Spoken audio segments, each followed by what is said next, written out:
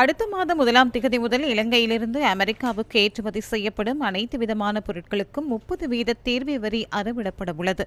கடந்த ஏப்ரல் மாதம் அமெரிக்க ஜனாதிபதியினால் இலங்கை மீது 44% தீர்வை வரி விதிக்கப்பட உள்ளதாக அறிவிக்கப்பட்டிருந்தது.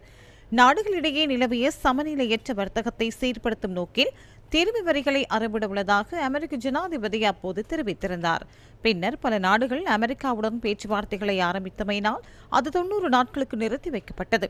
இந்த நிலையில் தற்போது புதிய வரி வீதங்கள் அறிவிக்கப்பட்டுள்ளன. இலங்கையுடன் நியாயமான மற்றும் பரஸ்பர வர்த்தக தொடர்புகளை வலுப்படுத்துவதற்கு உறுதியளிப்பதாக வெள்ளை மாளிகை வெளியிட்டுள்ள கடிதத்தில் குறிப்பிடப்பட்டுள்ளது.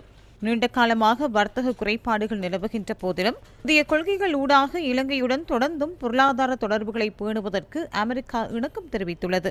இலங்கையின் வரி மற்றும் வரியற்ற கொள்கைகளே பொருளாதார சமநிலையற்ற தன்மைக்கு காரணமாகும் எனவும் அமெரிக்க ஜனாதிபதியின் கடிதத்தில் குறிப்பிடப்பட்டுள்ளது.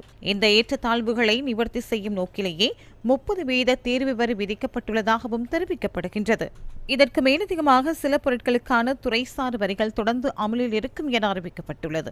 இதனிடையே அமெரிக்காவில் முதலீடு செய்வதற்கு இலங்கை நிறுவனங்களுக்கு அமெரிக்க ஜனாதிபதி அழைப்பு விடுத்துள்ளார். அமெரிக்காவிலேயே உற்பத்தி செய்யப்படும் பொருட்களுக்கு தீர்வு வரியிலிருந்து விலக்களிக்கப்படும் என்றும் அவர் தெரிவித்துள்ளார். இலங்கையினால் அமெரிக்காவிற்கான தீர்வு வரி அதிகரிக்கப்பட்டால் தமது நாட்டினால் அறிவிக்கப்பட்ட வரி வீதம் மேலும் அதிகரிக்கப்படும் எனவும் அமெரிக்க ஜனாதிபதி எச்சரிக்கை விடுத்துள்ளார். பொருளாதார ஏற்றத்தாழ்வு தேசிய பாதுகாப்பிற்கும் அமெரிக்காவின் பொருளாதாரத்திற்கும் பாரிய அச்சுறுத்தல் எனவும் வெள்ளை மாளிகையினால் ஜனாதிபதி அனுர்குமார திசாநாயக்கவுக்கு அனுப்பப்பட்ட கடிதத்தில் குறிப்பிடப்பட்டுள்ளது.